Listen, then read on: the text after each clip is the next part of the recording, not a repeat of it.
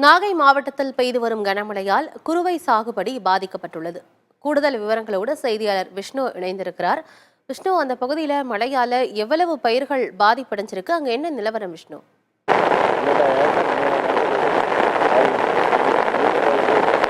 தமிழகத்தில் தொடர் கனமழை காரணமாக நாகை மாவட்டத்தில் கடந்த ஒரு வார காலமாகவே கனமழை பெய்து வருகிறது.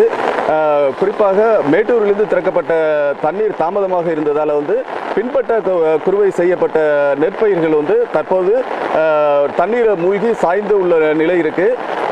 இது குறித்து மீனமடூரை சேர்ந்த ஸ்ரீதர் இருக்காரு. ஸ்ரீதர்கிட்ட கேட்கலாம். இப்போ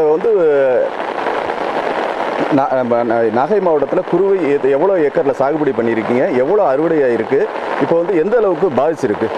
நாகப்பட்டினத்தை பொறுத்த வரைக்கும் கிட்டத்தட்ட 12,000 ஏக்கரில் நாங்கள் குறுவை சாகுபடி மேற்கொண்டிருக்கோம். அதேமாதிரி திருமர்கள், நாகப்பட்டினம், தலைஞாயிறு, கீழியூர் பகுதியில் குறுவை சாகுபடி பண்ணியிருக்கோம்.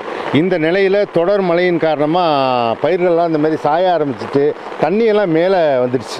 என்ன வருந்தத்தக்க நிகழ்ச்சி என்ன சொன்னால், அறுவடைக்கு இன்றைக்கி ஒரு 4 நாளில் அறுத்தலாங்கிற சூழ்நிலையில் நம்பிக்கையோடு இருந்தோம். ஒரு 40,000 45,000 கிடைக்குங்கிற நம்பிக்கையில் முழுமை பாதிப்பே பார்த்திங்கன்னா 2,000 ஏக்கரை தாண்டி இன்றைக்கி போயிட்டுருக்கு. மிகப்பெரிய அழிவை சந்திச்சிருக்கோம்.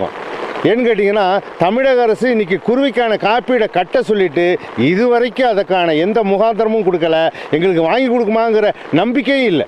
இன்றைக்கி தெலுங்கானாவில் இருக்கிற நிறுவனத்தை கொண்டு இன்றைக்கி சீமா ஜென்ரல் இன்சூரன்ஸ்னு கொண்டு வந்திருக்காங்க. எங்கள் தெலுங்கானாவில் இருக்கிற விவசாயிகளை அந்த சீமா ஜென்ரல் இன்சூரன்ஸில் கட்டாத சூழ்நிலையில் இந்த நாகை மாவட்டத்தை கொண்டு கொடுத்து எங்களையும் வாழ வைக்காமல் தெலுங்கானாவில் இருக்கிற நிறுவனத்தை வாழ வைக்கிறதுக்காக இந்த தமிழக அரசு முயற்சி செய்துங்கிறது வருந்தத்தக்கது. இப்போ உங்களுக்கு குறுவை பாதிச்சிருக்கு அப்படின்னு சொல்றீங்க. சம்பா பயிர்கள் எந்த லெவலில் இருக்குது? இப்போ இந்த மழை சம்பா பயிர்கள் ஏற்றதா இருக்கா? இப்போ சம்பா பயிரோட நிலை எப்படி இருக்கு? சம்பா பயிர் இது குறுவை ஒரு பக்கம் கொஞ்சம் சாவடி பண்ணி தான் அழிமானத்துக்கு இருக்குது. சம்பாவும் தப்பிக்குமாங்கிற கேள்விக்குறி இருக்குது. ஏன்னா சம்பாவுக்கு காலத்தோடு உரம் கொடுக்கல. அதனால் பயிரினுடைய வளர்ச்சி பார்த்திங்கன்னா 1 அடி 1.5 அடி இருக்குது. மழை தண்ணியே இப்போ 1 அடியை தாண்டிடுச்சு. இப்படியே தொடர் மழை பெஞ்சுதுன்னு சொன்னால் இந்த அடுத்த இதே நாகப்பட்டினத்தை நோக்கி தான் புயல் வரும்னு சொல்கிறாங்க. இதில் சம்பாவும் முழுமை பாதிப்பு ஏற்பட்டுரும். சம்பாவுக்கான பிரிமியத்தை கட்டுறதாங்கிற ஒரு அச்ச நிலவி இருக்குது. என்ன காரணம்னு சொன்னால், இந்த நிறுவனம் தொடர்ந்து 4 ஆண்டுகளா 5 ஆண்டுகளா எங்களுக்கு காப்பீடே கிடைக்கல, எதை நம்பி காப்பீடு கட்டுறதுங்கிற சூழ்நிலை இருக்குது. போன வருஷத்தில் 94% கட்டின விவசாயிகள் இன்னைக்கு கிட்டத்தட்ட 52% தான் கட்டியிருக்காங்க. வருந்தத்தக்க சூழ்நிலையில் நாங்கள் பாதிக்கப்பட்டிருக்கோம். எங்களை பாதுகாக்கிறதுக்கு இந்த அரசு முன்னூறு வாங்குகிற இயக்கத்தோடு இருக்கும். ஆனந்தி, அதாவது நாகை மாவட்டத்தில் 10,000க்கும் மேற்பட்ட ஏக்கரில் குறுவை சாகுபடி செய்யப்பட்ட நிலையில் பெரும் அளவு அறுவடை செய்யப்பட்டிருக்கு.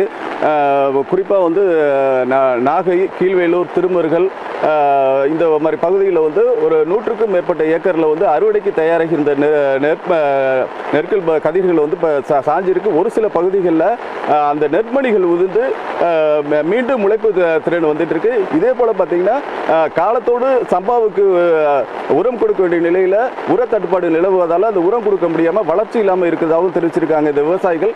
இதே போல பயிர் காப்பீடுக்கு உள்ளதை தனியார் இல்லாமல் அரசே ஏற்று நடத்த வேண்டும் அப்படின்னு சொல்லி இவங்க கோரிக்கை விடுத்திருக்காங்க.